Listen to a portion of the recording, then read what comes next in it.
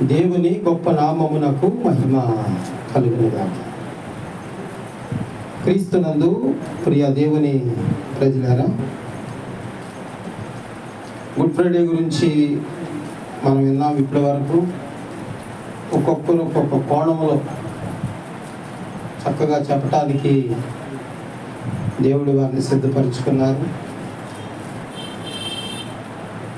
ఈ good Friday రోజున ఈ 7 మాటలే మన జ్ఞాపకానికి వస్తాయి. మిగతా రోజుల్లో ఇక రేపు నుంచి మళ్ళీ గుర్తుకు రాదు మనకి.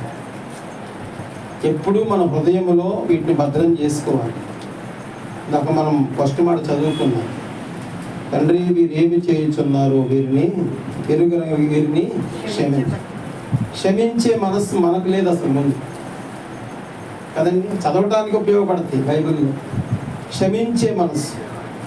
వీరేమి చేయుచున్నారు అనే దగ్గర కొంతమంది నాకు విన్నాం కదా, మరి యోధా మత పెద్దలు ఉన్నారు, పిలాతు ఉన్నాడని, రోమా సైనికులు ఉన్నారని, మరి అలాగే పరిసయ్యులు ఉన్నారని, సద్దూకయ్యులు ఉన్నారని, ఇస్కరియోతు యోధా ఉన్నాడని, ఇవన్నీ విన్నాం కదా మనము. ఇంతటి క్రూరమైనటువంటి మనస్సు కలిగి యేసుని చంపుతానికి ప్రయత్నించినటువంటి వారిని కూడా యేసు ప్రభు ఏమన్నాడు? క్షమించమని. అంటే ఒక పాఠాన్ని మన హృదయంలోనికి తీసుకోవాలి, అంతేగాని చదివి వదిలేయటం కాదు, ఎగ్జామ్ రాయటం కాదు. అలా చేయటము ఒక యేసు ప్రభువుకే సాధ్యమైంది, ఎవ్వరికి సాధ్యం కాలేదు. కనుక ప్రపంచంలో ఉన్నటువంటి గొప్పవారిని ఒక సంవత్సరము ఒక వార్తాపత్రికలో వేశారు. ప్రపంచంలో ఉన్నటువంటి గొప్పవారు, వారిలో ప్రముఖుడు ఎవరు అనే దానిలో కొంతమంది ఫోటోలు వేసి ఆ గొప్పవారిలో మొట్టమొదటి బొమ్మ యేసు ప్రభు వేశారు. అంటే యేసు ప్రభు ఆయన చెప్పటమే కాదు, దానిని అనుసరిస్తాడు అనేటువంటి విధానం క్రైస్తవులు కూడా అనుసరించాలి, ప్రసంగాలకే పరిమితం కాకుండా. అది మనం తెలుసుకున్నాం. ఈరోజు మీకు కొన్ని విషయాలు చెప్పి నేను ముగిస్తాను ఫైనల్లో. ఈరోజు మన టాపిక్ ఏమిటంటే సిలువ వేయబడిన క్రీస్తు. చెప్పండి నాతో అందరూ కూడా, సిలువ వేయబడిన. ఈరోజు ఆయన సిలువ వేయబడ్డారు. వాస్తవంగా సిలువ వేయబడాలి అంటే ఆ రోజుల్లో యెరూషలేములో రోమా ప్రభుత్వం ఉంది. అప్పుడు రోమా ప్రభుత్వానికి ఒక చట్టం ఉంది. వినండి కొద్దిసేపు. రోమా ప్రభుత్వానికి ఒక చట్టం ఉంది. చట్టానికి లోబడాల్సిందే కదా ఎవరైనా. ఆ చట్టం ఏమిటంటే అబద్ధికులు, దొంగలు లేదా వ్యతిరేకస్తులు, ఇలాంటి వారు ఎవరైనా సరే చట్టం ముందు నిలబడితే రోమా ప్రభుత్వం శిలువ శిక్ష విధిస్తుంది. అలాగని యేసు ప్రభువు కూడా శిలువ శిక్ష వేశారు. దేవుని ప్రజలారా వినండి, యేసు ప్రభువు కూడా శిలువ శిక్ష వేశారు. చాలా మందికి వచ్చే ప్రశ్న ఏమిటంటే, యేసు క్రీస్తు ప్రభువుల వారు పరిశుద్ధుడు కదండి, యేసు ప్రభు పరిశుద్ధులని బైబిల్లో అనేక చోట్ల మనం చూస్తాం కదా. పుట్టుకలోనే పాపం లేకుండా ఆయన పుట్టాడు కదా, మరి రోమా ప్రభుత్వం ఆయనకి శిలువ శిక్ష ఎందుకు విధించింది అనేటువంటిది చాలా మందికి సందేహంగా ఉండిపోయింది. అయితే విషయం ఏమిటంటే, యేసు ప్రభువు కూడా సిలువలోనికి ఎక్కటానికి ఆయన పాపం చేశారు. ఈ మాట గుర్తుపెట్టుకోవాలి. యేసు ప్రభువులో పాపం లేకపోతే సిలువ ఎక్కేవాడు కాదు ఆయన. అదేంటండి, యేసు ప్రభు ఎలా పాపం చేశాడు అని మళ్ళీ మరలా డౌట్ రావచ్చు. యేసు ప్రభు ఎలా పాపం చేశాడు అంటే, స్వతహాగా ఆయన పాపం చేయలేదు. ఆయన ఎప్పుడూ పాపానికి దూరంగా ఉంటాడు. కానీ ఆయన నోటి మాట చేత లేదా ఆయన చేతుల చేత సృజింపబడినటువంటి ప్రతి మానవుడు చేసినటువంటి పాపములు, దోషములు, అతిక్రమములు అన్నీ కూడా యేసు ప్రభువారు తన భుజస్కంధముల మీద వేసుకొని, అంటే మన పాపములను ఆయన భరించి ఏం రాయబడింది బైబిల్లో అంటే ఆయన శాపగ్రాహిగా చెయ్యబడెను అంటాడు. అంటే యేసు ప్రభువులో పాపం లేదు, మన పాపాన్ని ఆయన మీద వేసుకున్నందుకు ఆయన పాపిగా చేయబడ్డాడు. అందుకనే సిలువెక్కిచ్చారు, లేకపోతే సిలువెక్కాల్సిన పని లేదని. అంటే టోటల్గా యేసు ప్రభువులో పాపం ఉందా అంటే సిలువ ఎక్కినప్పుడు ఉంది పాపం, అప్పటిదాకా లేదు. ఆ సిలువ ఎక్కినాక పాపం ఎక్కడదంటే మన పాపం. అందుకని మన పాపములను ఆయన విమోచించడానికి ఆయన తన ప్రాణమును మన నిమిత్తము ఏమండి అర్పించాడు సిలువలో. నేను అంటాను, కొంతమందికి ఏమైనా కోపం వస్తుందేమో కానీ ఈ గుడ్ ఫ్రైడే రోజున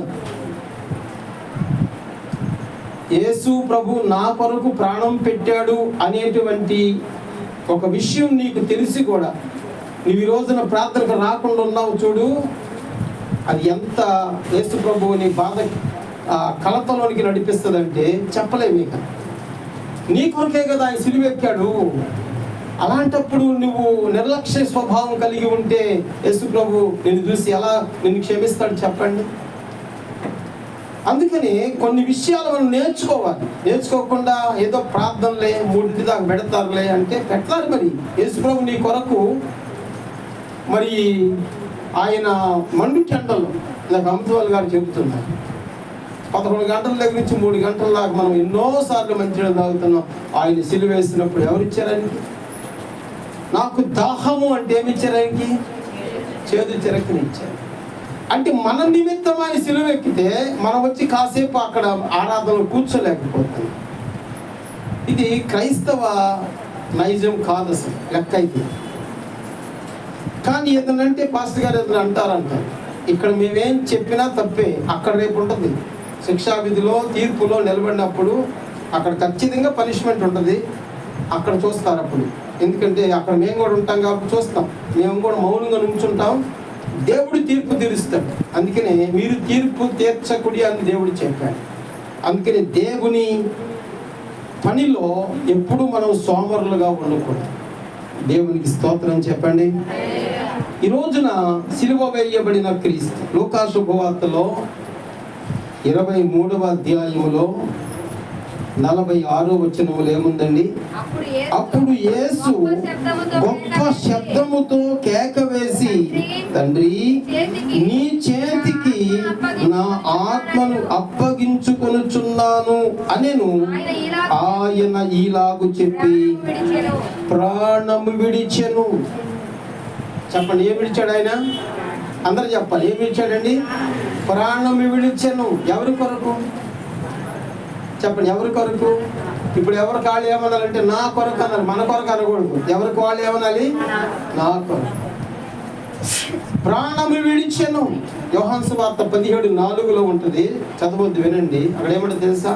తండ్రి, చేయుటకు నాకు నీవు అప్పగించిన పని నేను సంపూర్ణముగా నీవు నాకు ఏ పని అయితే అప్పగించావో ఆ పని నేను సగం చేయలేదు. ఎలా చేశాడంట? సంపూర్ణముగా చేశాను అని తండ్రికి చెప్తున్నాడు ఆయన. భూమి మీద నిన్ను నేను మహిమపరిచాను అంటే యేసు ప్రభువుని తండ్రి అని దేవుడి లోకానికి పంపించాడు. నా పిల్లల కొరకు, నా ప్రజల కొరకు, నా మనుషుల కొరకు నువ్వు ప్రాణం పెట్టాలి అంటే యేసు ప్రభు సంపూర్ణముగా సంతోషముగా తన ప్రాణం అర్పించడానికి ఇష్టపడ్డాడు. మరి తండ్రి అయిన దేవుడు యేసుక్రీస్తును పంపించినప్పుడు సంపూర్ణంగా పనిచేశాడు కదా. మరి నిన్ను కూడా ఎన్నుకున్నాడు కదా ఆయన పనిలో. నువ్వెంతవరకు సంపూర్ణంగా ఉన్నావు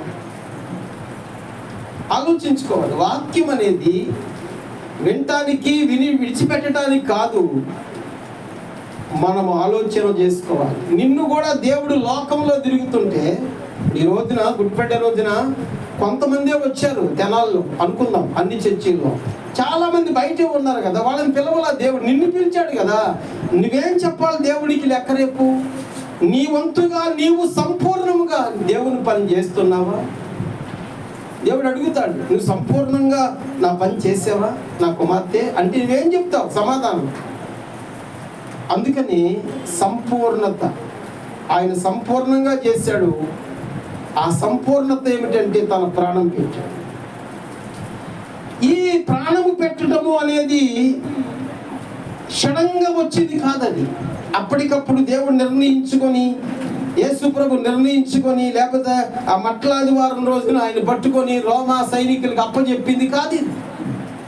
చూడండి, మత్తయి సువార్తలో 8వ అధ్యాయములో, మత్తయి సువార్త 8వ అధ్యాయములో 17వ వచనం చూడండి, ఏముంది అక్కడ? ఆయన మాట వలన దయ్యమును వెళ్ళగొట్టి రోగులను స్వస్థపరిచెను.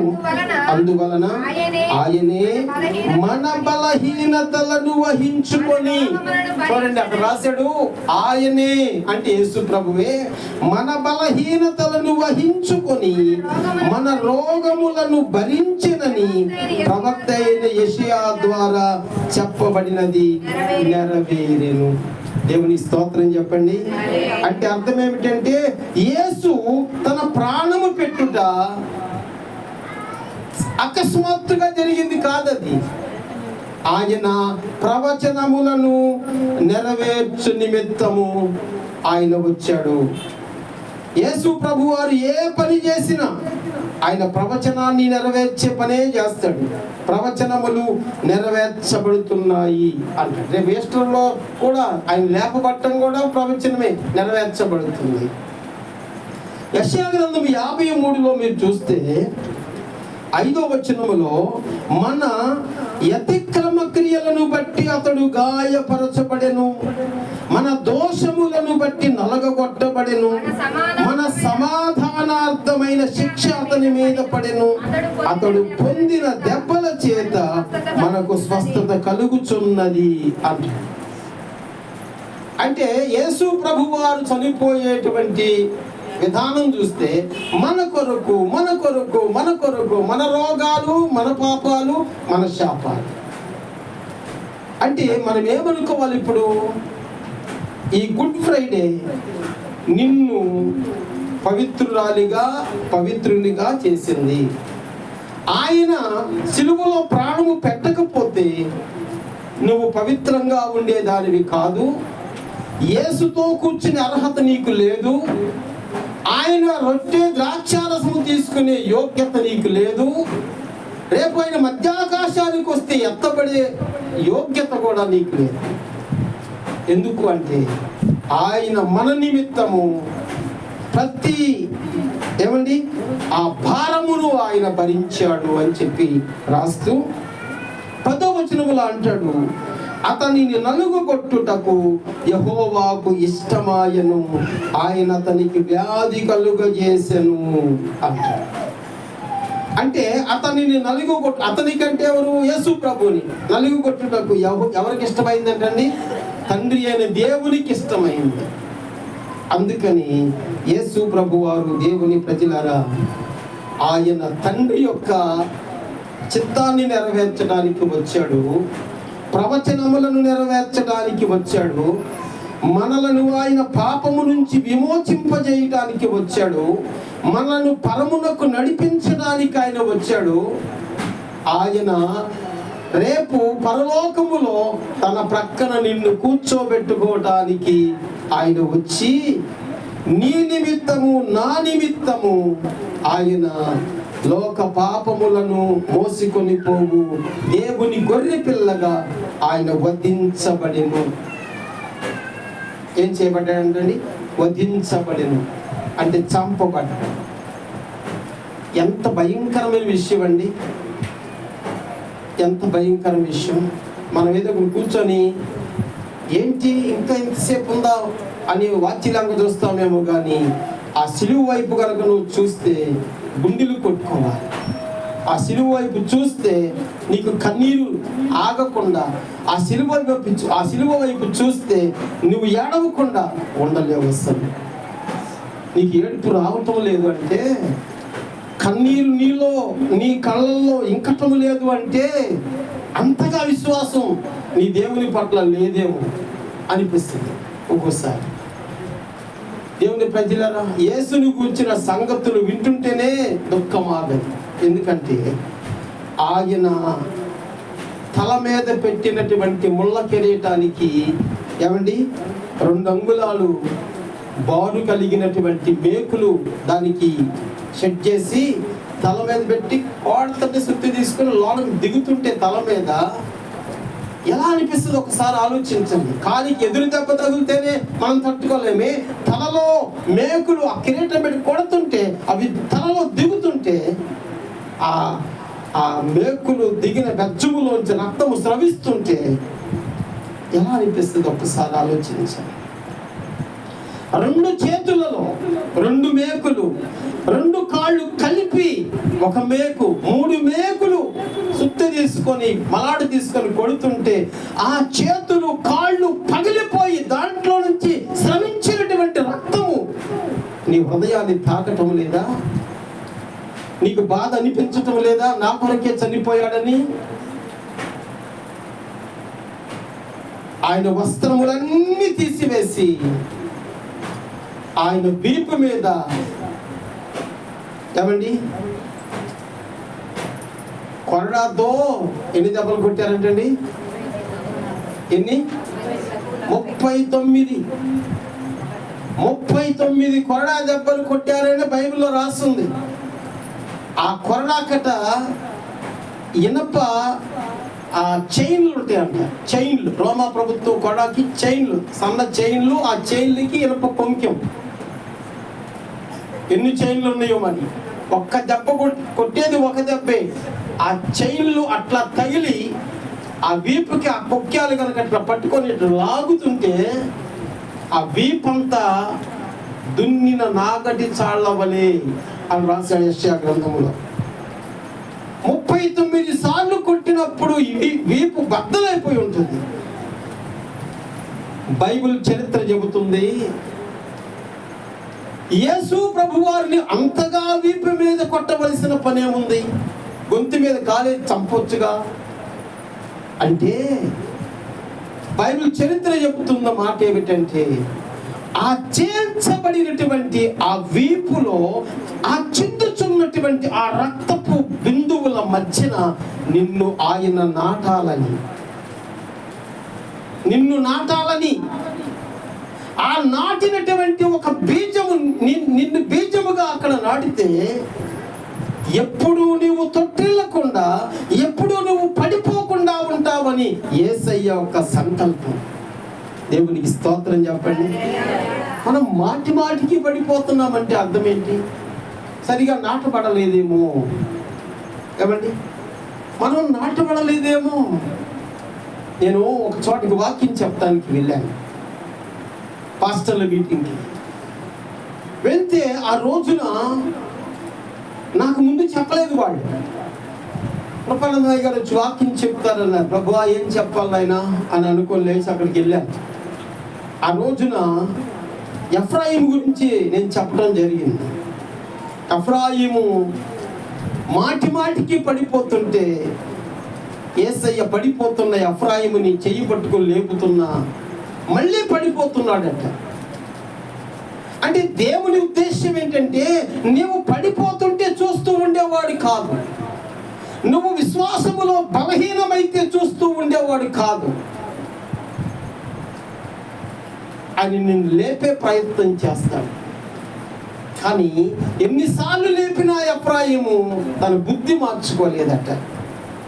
అందుకని ఎఫ్రాయిముని బట్టి దేవుడు ఆయన దుఃఖపడెను అనే మాట చూస్తాం. నేను ఆ మాటలు చెప్పిన తర్వాత అక్కడ కూర్చున్న సేవకులలో ఒక ఆయన వచ్చి పరుగులు వచ్చేసండి. ఒక ఆయన అక్కడ కింద పడి డొల్లి ఏడ్చి, నిజమే ప్రభువా, నేను ఎన్నోసార్లు పడిపోయాను, సేవకుడిగా పడిపోయాను, నువ్వు నన్ను లేపే ప్రయత్నం చేసినా లేచి మళ్ళీ పడిపోతున్నాను, నా కళ్ళు తెరిపించావు ప్రభువా అని అంటుంటే యేసయ్యకి ఎంత సంతోషం తెలుసా? ఒక్క వాక్యం ద్వారా ఒకడు పశ్చాత్తాపం చెందితే, ఒకడు తిరిగి కట్టబడితే యేసయ్యకి సంతోషం. దేవునికి స్తోత్రం. అందుకని వీపుని నాగడి చాళ్ళ వల్ల చేల్చడమే కాకుండా ఆయన సర్వోన్నతుడైన దేవుడు యేసు ప్రభు ఆయన ముఖాన కాండ్రించి ఉమ్మి వేస్తే ఏమండి, మనకు బజార్లో ఆడ నుంచుంటే పక్కన ఆడెవడో ఉమ్మాడు అనుకోండి, అది గాలికి వచ్చి మన మీద పెడితే కళ్ళు కనపట్లేదా అంటాం మనం.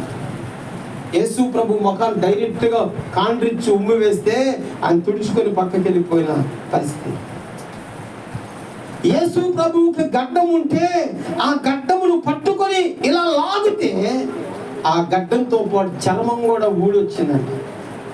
గడ్డం చర్మం ఊడి రక్తం, తలలో ముళ్ళ కిరీటాన్ని పెడితే రక్తం, వీపంతా రక్తం, చేతులంతా రక్తం, కాళ్ళంతా రక్తం, ఒళ్ళంతా రక్తం, రక్తసిక్తమైంది. ఎవరి కోసం చెప్పండి, ఎవరి కోసం?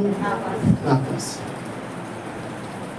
అలాంటి రక్తసిక్తమైనటువంటి యేసయ్య అలాంటి పరిస్థితులలో పడి ఉన్నాడు అంటే నిన్ను ఆయన లేపి నిలబెట్టాలి అని, నీ పాప స్థితి నుంచి ఆయన నిన్ను విమోచింప చేయాలి అని యేసయ్య పరము నుంచి లోకానికి రావటం జరిగింది. మనకు తెలియదు ఇవన్నీ.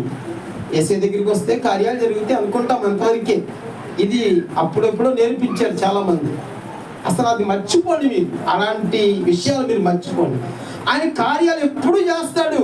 ఆయన బిడ్డగా నువ్వు ముద్రించబడినప్పుడు, ఆయన సొత్తుగా నీవు ఉన్నప్పుడు నీకు చేయక ఎవరికి చేస్తాడు ఆయన? కానీ కార్యాల కొరకు రావద్దు. మనం కార్యాల కొరకు క్రైస్తవులు కాదు, ఆయన కోసం నిలబడే క్రైస్తవులు, ఆయన కొరకు నిలబడే క్రైస్తవులు.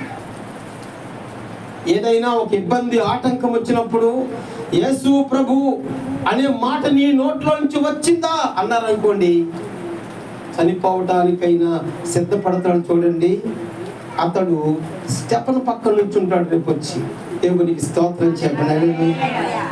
యేసు ప్రభు శిష్యులు ఏం చేశారు చెప్పండి? దాక్కున్నారు. స్టెఫన్ ఏం చేశాడు? ధైర్యముగా సువార్త ప్రకటించారు. రాళ్ళతో కొట్టి చంపారు. కానీ యేసు ప్రభు శిష్యులు చనిపోయినప్పుడు అంత రెస్పెక్ట్ ఇవ్వలేదు. స్టెఫన్ చనిపోయినప్పుడు లేచి నిలబడ్డాడు. ఆహా, ఎంత గొప్ప శిష్యుడు నాకు ఉన్నాడా, దేవునికి స్తోత్రం చెప్పండి. అది సిలువ వేయబడిన యేసు మనకు నేర్పుతున్న పాఠం. ఈ రోజున మీకు ఒక 4 విషయాలు చెప్పాలనుకుంటున్నాను. మన నిమిత్తం ఆయన చనిపోయాడే, మన నిమిత్తం ఆయన గాయపరచబడ్డాడే, మన నిమిత్తం ఆయన ఉమ్మివేయబడ్డాడే, మన నిమిత్తం ఆయన తృణీకరించబడ్డాడే, మన నిమిత్తం ఆయన గాయపరచబడ్డాడే, మన నిమిత్తం ఆయన మేకులతో కొట్టబడ్డాడే, మన నిమిత్తం ఆయన అన్యాయపు తీర్పు తీర్చబడ్డాడే. ఏం పాపం చేశాడు ఆయన? ఆయన ఏం చేయలేదు. నీవు నేను మనము చేసినటువంటి ఆ పాప భారము యేసయ్య అనుభవించి సిలువనెక్కాడు. పైపెచ్చు ఆ సిలువ చుట్టూ గేలి చేస్తున్న వారిని, అపహాసిస్తున్న వారిని క్షమించు అన్నాడు ఆయన.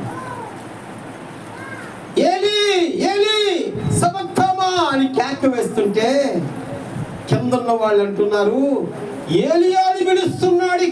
ఈయన వల్లగాక ఏలియాని పిలుస్తున్నాడు. ఏలియా వచ్చి రక్షిస్తాడు కాబోలు అనుకుంటున్నాడు. అపహాస్యము చేశారు.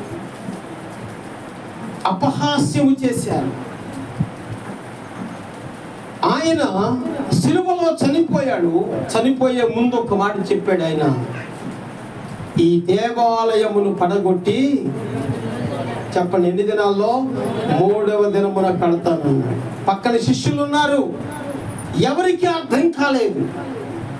దేవాలయం పడగొట్టి 3వ దినమున కట్టడం ఏంటి అనుకున్నారు. యేసు ప్రభు చనిపోయాక 3 గంటల ప్రాంతంలో చనిపోతే 5:50 అంటే 5:30 లోపులో ఆయన హడావిడిగా ఏమండి ఆ సమాధిలో పెట్టాల్సిన పరిస్థితి వచ్చింది. ఎందుకు అంటే 6 అయితే విశ్రాంతి దినం. యూదులకు 6 గంటలకు క్యాలెండర్ మారుతుంది కనుక 6 అయితే శనివారం వస్తుంది కనుక, శనివారం వస్తే ఏ పని చేయకూడదు కనుక హడావిడిగా 5:30 6 లోపల హడావిడిగా చేసి వెళ్ళిపోయారు. వెళ్ళిపోతున్నప్పుడు రోమా సైనికులు అయ్యా ఏం చేద్దాం అని అడిగారు. అయితే యూదా మత పెద్దలు అన్నారు, ఆ క్రైస్తవులు ఆ శిష్యులు మంచోళ్ళు కాదు, నైట్ వచ్చి ఎత్తుకెళ్ళిపోయి బతికాడని చెప్తారు, అందుకని మీరు భద్రత చేయండి అంటే అప్పుడు ఆ దేశపు చట్టం ఏం చేసిందంటే ఒక పెద్ద రాయిని తీసుకొచ్చి అక్కడ ఆ సమాధికి పెట్టడం జరిగింది. ఒక చరిత్రకారుడు చెప్పాడు, ఆ సమాధికి పొర్లించబడిన రాయి సుమారుగా 1.5 టన్నుల బరువు ఉంటుంది. 1.5 టన్నుల బరువు అంటే ఆ రోమా సైనికులు, బలమైన సైనికులు, కండలు పెంచుకున్న సైనికులు ఒక 8-10 మంది దాన్ని నెడితే గాని కదలనట్ట. ఆ రాయి పొర్లించి ఎవరైనా కదిలిస్తారేమోనని వారు ముద్ర వేసి సీలు వేసి అక్కడ ఆ రాత్రి కాలము సైనికులందరూ కాపలా ఉన్నారు. 3 షిఫ్ట్లుగా ఉన్నారు. 3 షిఫ్ట్లుగా, షిఫ్ట్కి 30-40 మంది శిష్యులు ఆ సైనికులు ఉన్నారు. అయినా యేసు ప్రభువారు చెప్పినట్లుగానే ఆయన మరణమును జయించాడు. దేవునికి స్తోత్రం. చెప్పండి హల్లెలూయా. ఆయన మరణమును జయించాడు అంటే నువ్వు ఆరాధిస్తున్న నీ ప్రభు ఎంత గొప్పవాడు నీకు తెలుసా? ఇప్పుడు తెలుసు, కానీ తెలుసుకోవాలని ప్రయత్నం చెయ్యమ్మా. నీ దేవుడు మరణమును శాసించగలిగిన వాడు. చిన్న ఆర్థిక సమస్య, కుటుంబ సమస్య, ఏదన్నా ప్రాబ్లం వస్తేనో కింద పడి కొట్టుకుంటాం మనం. అసలు నీ దేవుడు మరణాన్ని శాసించేవాడని నీ మైండ్లో ఉంటే, నీ హృదయంలో ఉంటే, డోంట్ కేర్, నా ప్రభు ఉన్నాడని నువ్వు చెప్పగలవు. దేవుని స్తోత్రం చెప్పండి. నువ్వు చెప్పలేకపోతున్నావు అంటే అంత బలం నీలో లేదని చెప్పాలి. ఈరోజు మీకు ఒక 4 విషయాలు. మన నిమిత్తం ఆయన సిలువ వేయబడ్డాడు, మన నిమిత్తం ఆయన ప్రాణము పెట్టాడు.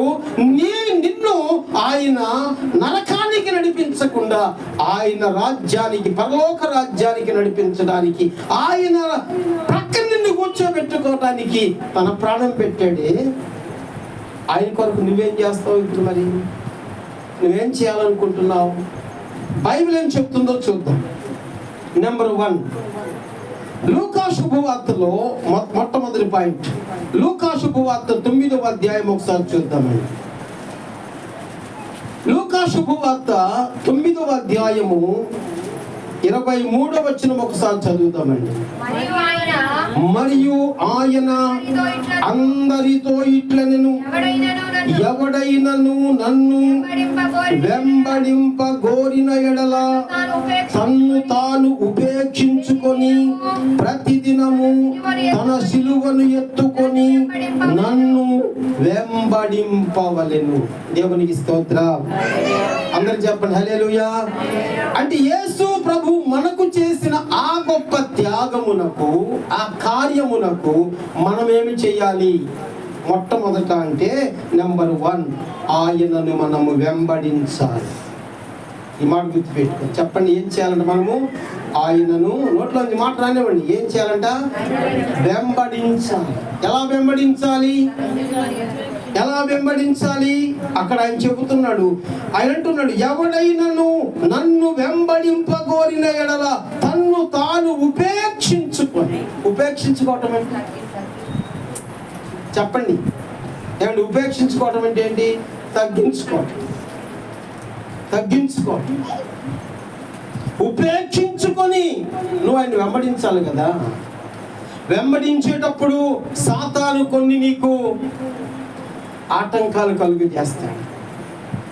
ఉదాహరణ చెబుతున్నాను, ఏమనుకోవద్దు. ఉదాహరణ చెప్తే ఎగ్జాంపుల్ చెప్పాలిగా. చర్చిలో 1-2 పని చేస్తూ ఉంటారు.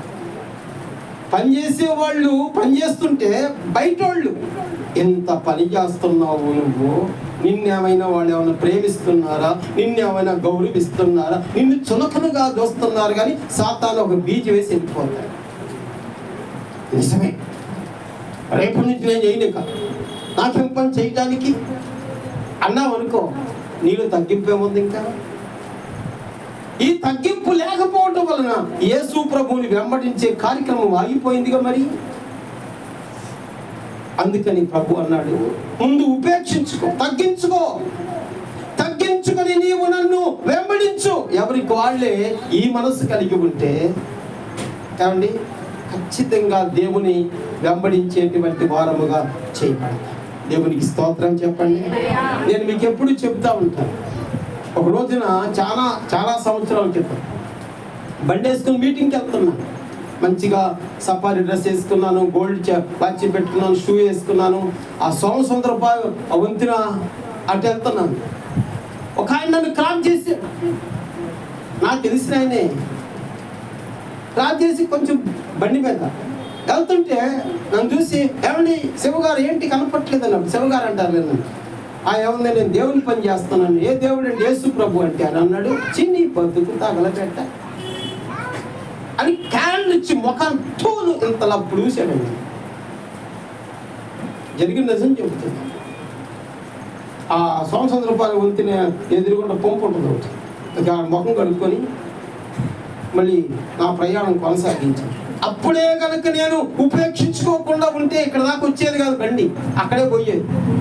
ఉపేక్షించుకొని ఏమన్నాడు చెప్పండి, ప్రతిదినము తన సిలువను ఎత్తుకొని నన్ను వెంబడించాలి. సిలువను ఎత్తుకోవటం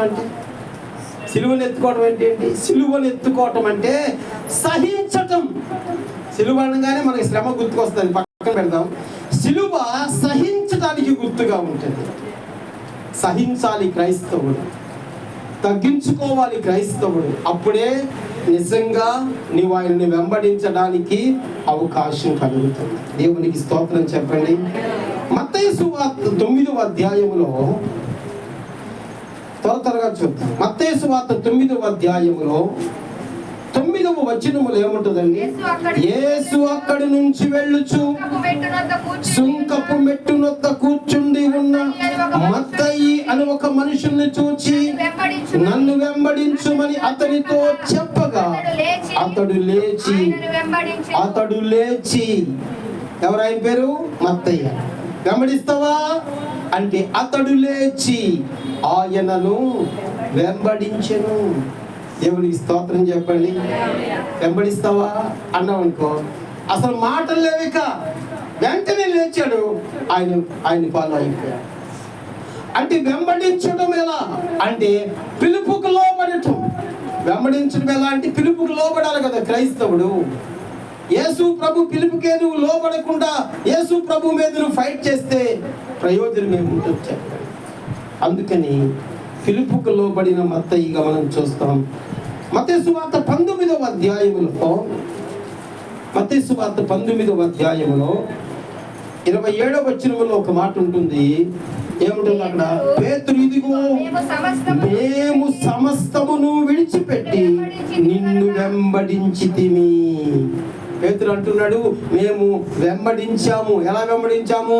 సమస్తమును వెంబడించి. ఏమండి? సమస్తమును విడిచిపెట్టి వెంబడించాం అంటే దీనిలో అర్థం ఏంటంటే, ఆ రోజుల్లో పాత నిబంధన ఏమంటే ఆ కాలములో ఆస్తులు, ఇళ్ళు, వాకిళ్ళు వదిలిపెట్టి వచ్చారు. అది వేరే విషయం, నేను మిమ్మల్ని అలా చెప్పడం లేదు. సమస్తమును విడిచిపెట్టి అనే మాటలో ప్రతి విధమైనటువంటి శరీర క్రియలు ఉంటాయి కదా మనలో. గల్తీ పత్రికలో శరీర కార్యాలు ఉంటాయి కదా, వాటిని విడిచిపెట్టి కోపము, మత్సరము, ద్వేషము, ఏమండి అసూయ ఇవన్నీ ఉంటాయి కదా, వాటిని విడిచిపెట్టి యేసుని వెంబడించాలి. దేవునికి స్తోత్రం.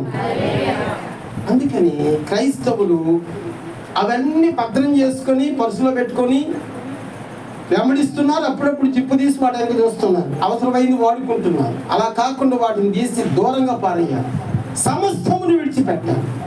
అప్పుడు నిజముగా ఆయనను వెంబడించిన వారు అవుతారు. ఒకవేళ నీవు అలాగూ వెంబడించగలిగితే, అంటే ఎలాగూ? పిలవగానే ఆయన ఆజ్ఞకు లోబడి నీలో ఉన్న శరీర కార్యాలన్నీ విడిచిపెట్టి ఆయనను వెంబడిస్తే నీకేంటి లాభం అన్నామనుకోండి. చూడండి, మత్తయి సువార్త 19వ అధ్యాయంలో మనం చూస్తాము. ఒక్క పేజీ వెనక్కి రండి. 19వ అధ్యాయము 28వ వచనంలో చూడండి. యేసు అంటున్నాడు, వారితో ఇట్లా నేను ప్రపంచ పునర్జననమందు మనుష్య కుమారుడు తన మహిమ గల సింహాసనం మీద ఆసీనుడై ఉండునప్పుడు నన్ను వెంబడించిన మీరు 12 సింహాసముల మీద ఆసీనులై ఇశ్రాయేలు 12 గోత్రముల వారికి తీర్పు తీర్చెదరు. దేవునికి స్తోత్రం చెప్పండి. అంటే నన్ను నిజముగా వెంబడిస్తే ఏ అధికారం ఇచ్చాడేటండి?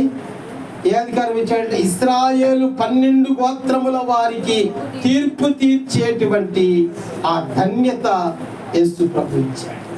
అందుకని సిలువలో ప్రాణము పెట్టిన యేసు ఈరోజు మనం అలా కాసేపు కూర్చొని ఒక గ్లాసు పానకం తాగి బాయి వెళ్ళకూడదు.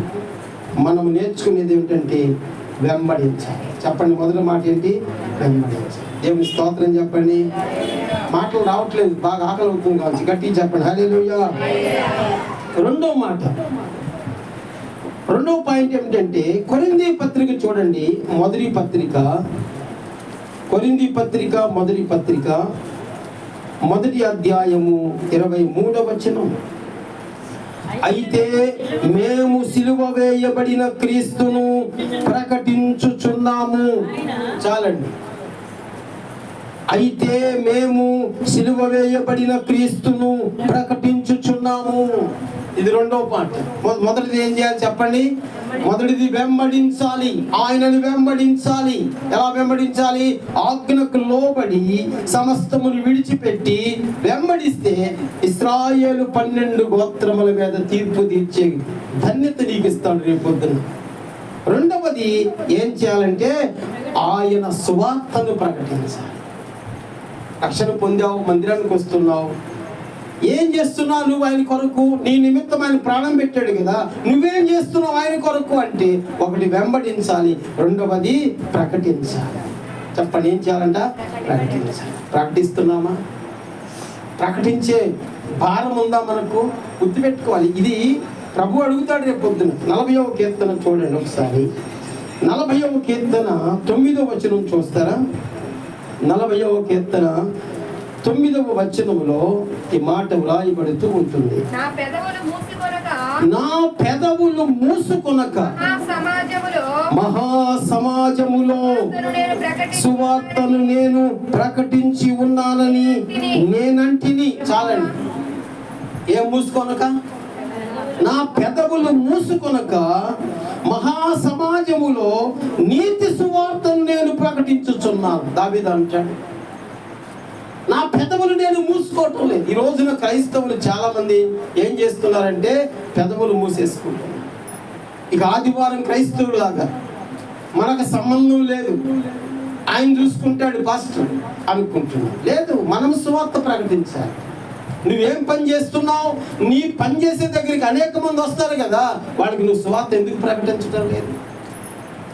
అందుకని దావీదు అంటాడు, నా పెదవులు నేను మూసుకొనక మహాసమాజములో నీతి సువార్తను నేను ప్రకటించుచున్నాను. ప్రకటించాలి. మౌనంగా మనం ఉండకూడదు ప్రియులారా. ఎందుకంటే మన నిమిత్తం ఆయన ప్రాణం పెట్టాడు కాబట్టి, మన నిమిత్తం ఆయన చనిపోయాడు కాబట్టి. 105వ కీర్తనలో మొదటి వచనం 105:1 యెహోవాకు కృతజ్ఞతాస్తుతులు చెల్లించుడి, ఆయన నామమును ప్రకటన చేయుడి. ఆయన నామమును గురించి ఏం చేయాలని చెప్పండి? ప్రకటన, ప్రకటన, ప్రకటన, ప్రకటన. ఆయన నామమును గురించి ప్రకటించాలి. ఒకటేమో వెంబడించాలి, రెండవదేమో ప్రకటించాలి. ఎలా ప్రకటించాలి? ఎలా ప్రకటించాలి? ప్రకటించడం ఎలాగూ? పాస్టర్ గారు నాకు బాధ్యత అప్పగించండి, వెళ్ళకపోతే ఊరుకోలేమో, అలా కాదంట. ఎలా ప్రకటించాలో 107వ కీర్తన చూడండి, 22వ వచనములో ఏమండి? ఉత్సాహ ధ్వనితో ఆయన కార్యములను ప్రకటించుదురుగాక. అబ్బా, ఏ ధ్వనితో? ఉత్సాహంగా నా యేసును గురించి నేను ఉత్సాహ ధ్వనితో ప్రకటించాలి. ఉందా? ఆ కృప ఉందా? ఏమండి, షాపింగ్కి వెళ్తే 4 గంటలు 5 గంటలు అనుకుందాం. సపోజ్ మీరంటే మీరు కాదు, విషయం చెబుతున్నా. అంటే దానికి పెట్టేటువంటి సమయము దేవుని పనికి పెట్టలేకపోతున్నాం, ప్రకటించలేకపోతున్నాం, ఉత్సాహకాన్ని చేయలేకపోతున్నాం. అందుకని రెండవది ప్రకటించాలి. ఒకటి చెప్పండి, ఏం చేయాలి?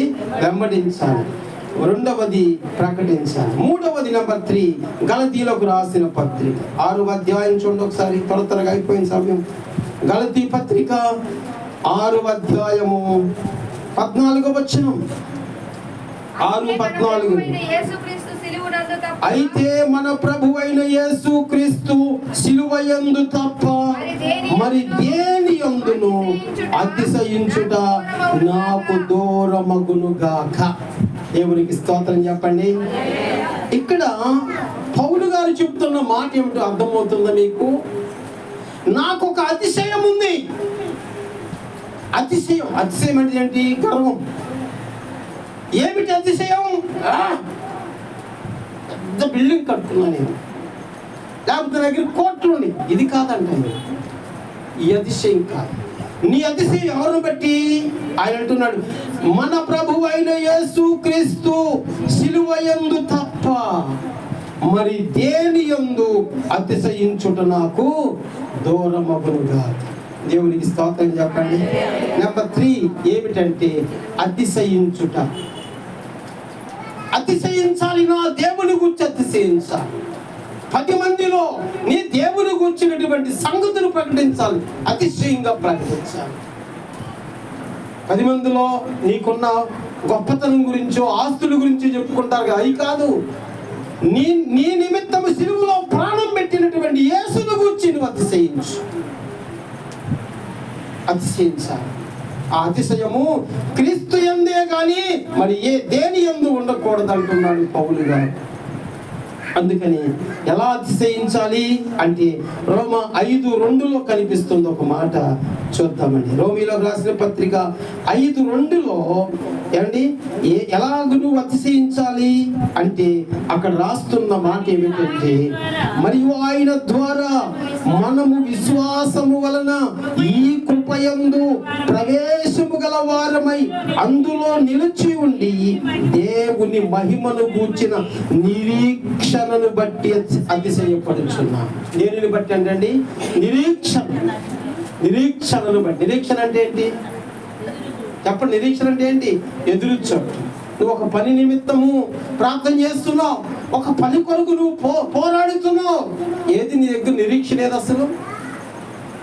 ఆ నిరీక్షణతో నువ్వేం చేయాలి? అతిశయించాలి. ఆ నిరీక్షణతో దేవుడు నిన్ను ఏమండి మహిమ పరిస్థితి.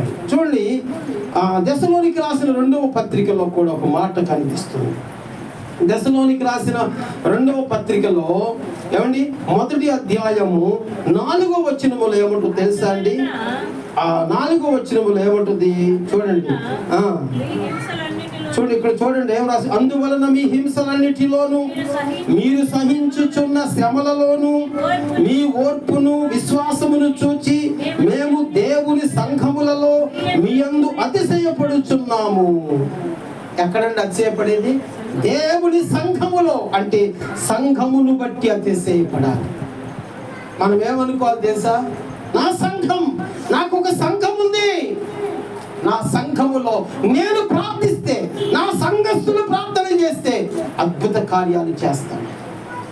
అందుకనే సంఘమును బట్టి నువ్వు అతిశయించాలి. ఏమంటే నువ్వు ఇక్కడికి వచ్చి ఇక్కడ నువ్వు వాక్యం విని ఇక్కడ రక్షించబడి అమ్మా ఏం కార్యాలు జరగట్లేదంటే అక్కడ పో, గుంటూరు తోటకు పో అన్నావు అనుకో, నీ దగ్గర ఏం లేదు. ఇప్పుడు నీ సంఘాన్ని బట్టి అతిశయం లేదు నీకు. అందుకని అతిశయము కలగాలి.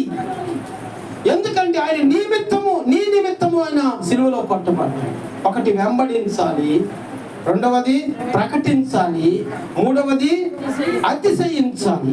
ఎలా అతిశయించాలి అంటే నువ్వు ఇక్కడ చెప్తున్నాము సంఘమును బట్టి అతిశయించాలి అని చెబుతూ ఇంకా అతిశయించాలో కొరింథీ పత్రిక 1వ అధ్యాయం చూడండి ఒకసారి 31వ వచనములో 1:31 ఏమంటుంది అక్కడ చూడండి, అతిశయించువాడు ప్రభువునందే అతిశయింపవలెను అని వ్రాయబడి ఉంది. నీ అతిశయం ఎవరిని బట్టి అంటండి?